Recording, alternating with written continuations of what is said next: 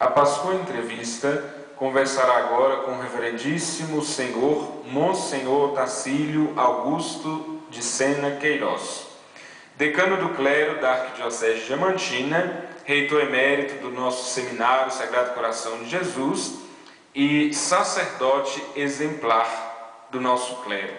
Essa entrevista foi encomendada, pedida pela paróquia de São José, na cidade de São José da Lagoa, pedindo então que o Monsenhor nos falasse um pouco sobre o seu ilustre filho, Monsenhor Celso de Carvalho.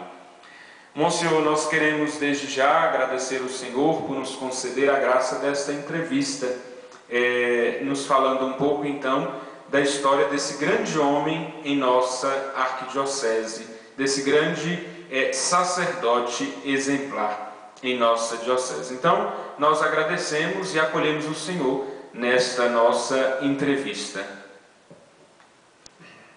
E eu nem sei como dizer, eu não tenho palavras para significar os sentimentos que eu tenho nesse momento, com essa promoção que vocês me dão, de poder falar sobre o Padre Celso, o Monsenhor Celso. Quase sempre falávamos Padre Celso. Um homem cuja estatura, eu não sou capaz de medir. É interessante que ultimamente a gente vê muitos seminaristas aqui no seminário, são todos altos, né? Então, eu baixinho fico assim humilhado, né? A estatura do Padre Celso, do ponto de vista moral, intelectual, literário, era também gigantesca. Padre Celso era um grande homem. Assim, eu tive sempre na minha consideração o Padre Celso. Eu seria, suponhamos, um anão, e ele um gigante. Graças à sua inteligência, à sua dedicação ao estudo, à sua capacidade para falar, escrever, enfim, trazer como pastor às ovelhas o alimento que elas necessitam. Padre Celso, eu posso dizer, foi um grande padre. O que eu vou dizer mais? Um grande sacerdote, um grande literato. Essas trovas do Padre Celso são numerosas, e tão preciosas. Trazem, de fato, ao seu editório e aos seus leitores um conhecimento, uma apreciação de quem foi o Padre Celso, que Deus mandou na sua terra, desde criança, para o seminário de Diamantina. A presença do seminário de Diamantina, de Padre Celso, no seminário de Diamantina, engrandece o próprio seminário. Engrandece também a própria arquidiocese. Enfim, engrandece toda a nossa história religiosa e também literária. Bom, Monsenhor, o senhor já nos falou um pouquinho de quem foi, Monsenhor Celso, O senhor sabe alguma coisa da história dele, da infância? O senhor já ouviu falar alguma coisa da infância, da família, da vocação dele? Como nasceu a vocação de Monsenhor Celso? Eu já tinha dado essa resposta, porque eu sou de outra região, né? Pode ser de Curvelo, né? Eu sou da Matas, né? Sadanol, Lucia, essa região aí, onde é que a gente não tinha conhecimento desses processos, dessas coisas aí. Um movimento vocacional nas famílias, nas paróquias. A gente não tinha conhecimento dessas coisas nessa outra região. Então, eu sei que ele teve uma boa educação. A mãe dele era uma santa criatura. Conheci muito por alto, mas não aprofundo lá, não sei como dizer, mas e foi bom que uma santa criatura se liberasse a infância do Padre Sérgio para fazer que o Padre Sérgio também fizesse na nossa igreja santas criaturas também. O Padre veio justamente para isso, pregar, falar sobre o Cristo, levar o Cristo aos corações e levar os corações ao Cristo. Então, a providência divina sempre introduz aí os seus dedões, né, a sua mão, e, de fato, faz as suas ações que são necessárias, né, para a formação dos filhos, sobretudo dos filhos que se destinam a ser padres, a ser como apóstolos. O senhor nos disse muito bem quem foi, onde nasceu, família, vocação, mesmo que o senhor tenha nos dito que seria pouco, mas muito enriqueceu a nossa entrevista. Mas agora gostaríamos de saber quais os marcos, quais as marcas que deixou o Monsenhor Celso de Carvalho em nossa arquidiocese. O Padre Celso foi sempre muito respeitado, né? Muito apreciado. Né?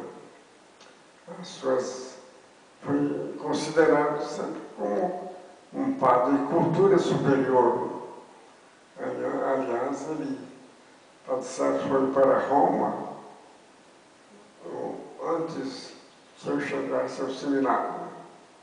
Eu cheguei em 1938, ele já estava em Roma. E ficou lá mais tempo que os outros seminaristas, por causa da guerra, que impedia o intercâmbio, a comunicação da Europa com a América. Então, há males que vêm para bem, nós não falamos assim, né? E para o Padre Celso, a gente pode dizer isso. Foram males que vieram para bem. Ele, muito inteligente, muito estudioso, então serviu-se desse tempo, precioso demais para ele, né? Para dedicar-se ao estudo.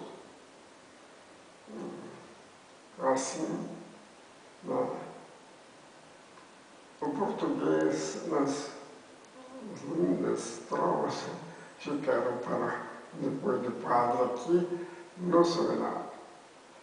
Mas a filosofia, a teologia, a Bíblia, nessas coisas ele pode aproveitar aproveitar quanto possível na sua demora em Roma. Rodaram com uma demora abençoada. E nós tínhamos notícias assim, por escrito, né?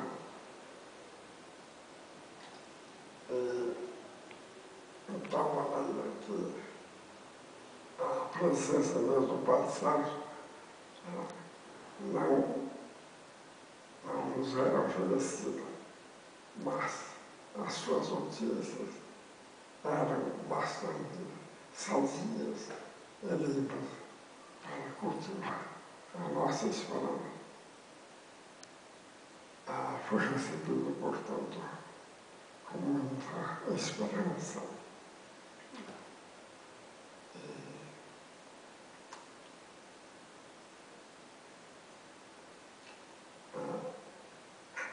Com muita esperança e aquela esperamos a presença de um homem inteligente, piedoso, estudioso e trabalhador. Não sei qual é o adjetivo que eu vou dar a esse sentimento que, assim, ensinado ou ajudaram a cultivar, sim, a espera do Padre Sérgio. Então, quando ele chegou, então confirmou toda essa expectativa que sobre entregou-se ao serviço, aí, sobretudo no serviço de professor, nada melhor, ninguém mais preparado que ele para ensinar, já que tinha aprendido tanto tempo lá aos pés de Pedro, né? Aprendido lá em Roma, no centro, na luz, aqui na terra para os cristãos. Então, ele correspondeu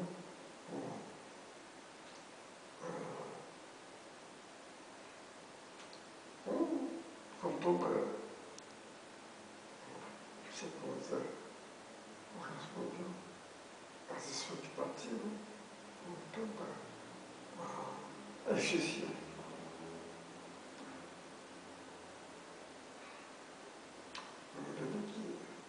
Podemos dizer, Padre Sérgio era aplaudido em qualquer lugar onde trabalhasse.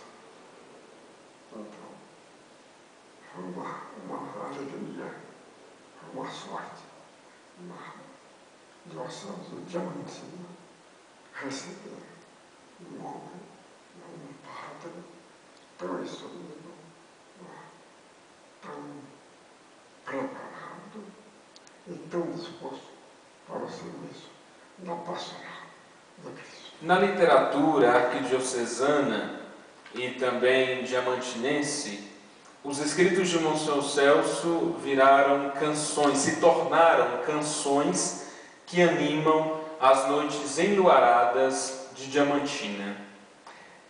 Como é essa história de ser um padre escritor e também compositor? O que o senhor pensa disso? E nós sabemos que Monsenhor Celso foi um padre escritor e também compositor. Francamente, antigamente, quando eu era padre novo, nem sempre eu fui padroeiro, não. A gente olhava essa dedicação do Padre Celso à literatura e sobretudo a poesia, né? As estrofas, a gente olhava isso assim, não com muito apoio, né?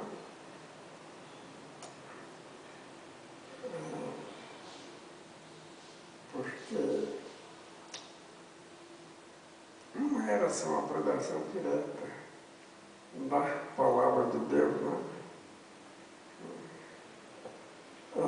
Parece que era mais a entrega do coração, da inteligência, dos conhecimentos, à literatura, do que ao Evangelho, né?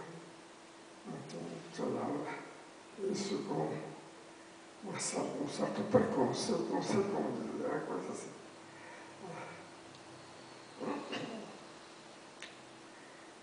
Mas, à medida que o Padre Sérgio viveu, ele escreveu muitas e muitas. E é interessante a gente tomar conhecimento dessas provas, né? Porque cada prova, às vezes, pode trazer quase um princípio do Evangelho, pode trazer coisas muito interessantes para quem quer viver a massa, quer viver na massa do Cristo. Não sei se esses novos aí, os seminaristas, já têm conhecimento de seus países, da sua sala. Mas em 4 horas, uma coisa muito elevada. E a minha, não sou capaz agora de dar um exemplo, né? Estou com a cabeça estourada, como você sabe, né? Mas depois a gente observa que todo sábado de um coração, no coração, só no Padre Sérgio, no coração do Cristo. É interessante. São poesias muito interessantes nesse sentido. Aquela formação,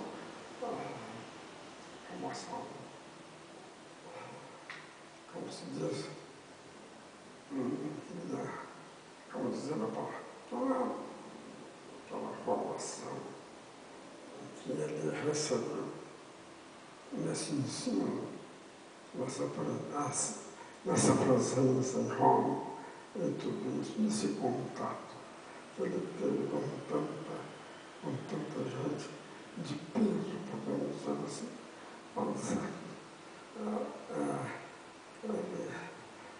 não sei se pode dizer essa palavra, contra essas grandezas todas no seu coração e no seu conhecimento. De uma maneira que as palavras vão mostrar o que é o Pai, vão mostrar o que é o coração pode ser. Portanto, hoje em dia, então hoje eu reconheço que foi levado uma ação pastoral do servo de Deus, de um apóstolo de Deus,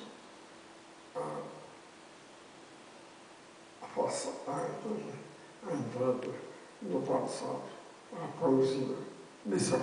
Para encerrar essa nossa entrevista, gostaríamos que o senhor nos falasse um pouquinho da convivência que o senhor teve com o Monsenhor Celso de Carvalho. A nossa convivência é uma convivência boa nesse sentido,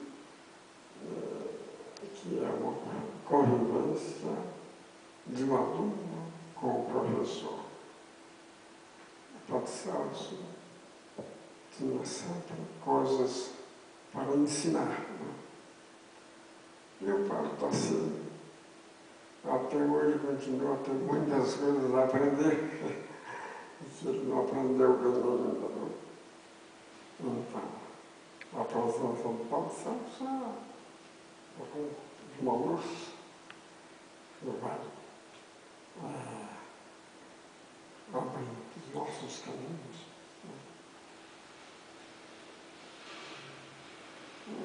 parecia um versinho, parecia, agora que eu estou lembrando. Abre, Jesus, os teus caminhos para ver tua vontade. Todos.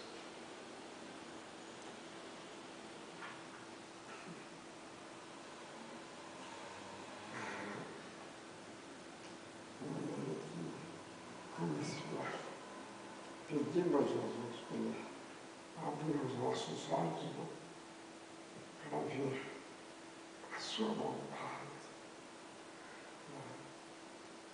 E a sua luz, coisas que o Pai Céu estava em condição de passar para nós, né?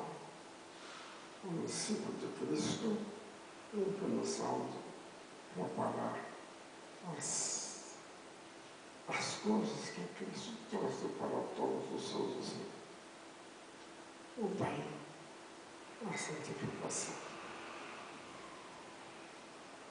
o zelo, o amor à igreja, como o Padre Santo mostrava o seu amor para com a igreja, para com os papas, para com Roma, onde ele viveu todo tempo. Então, a São Paulo Celso, ela se deixava dominar por esse privilégio que Deus lhe deu de viver em Roma tanto tempo.